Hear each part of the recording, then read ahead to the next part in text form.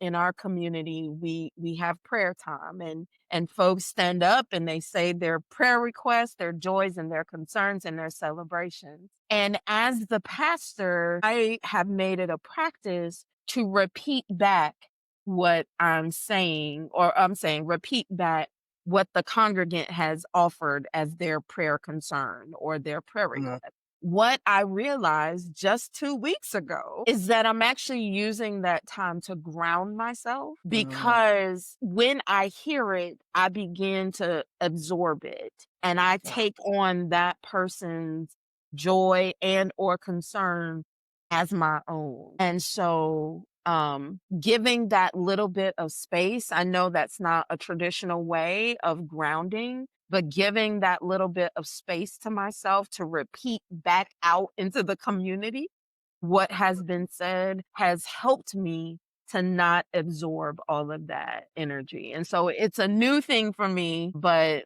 definitely one that I'm going to hold on to. It's a practice that I really wasn't aware was happening, and that I have kind of purposely and purposefully integrated into my role as pastor. See the twofold benefits of that because it also affirms that the prayer has been heard, right? Heard. Like the person has heard it enough that they repeat it as said, meaning there is validity in what you're offering here. Yes. And then for your own personal, it gives you that breathing moment to just Yes. say, okay, Yes. let me get grounded in this space to Yes. pray for these things. For these things and these people. And sometimes I'll come out of my shoes so that I can feel the ground underneath me. It's a work in progress. So it's like I said, a newer revelation and something that at least for the time being, I'm going to hold on to as a Absolutely. practice that I'll do. That reminds me, I have a friend, I don't know if you know her name is Bridget Hector. She was in the THD with me,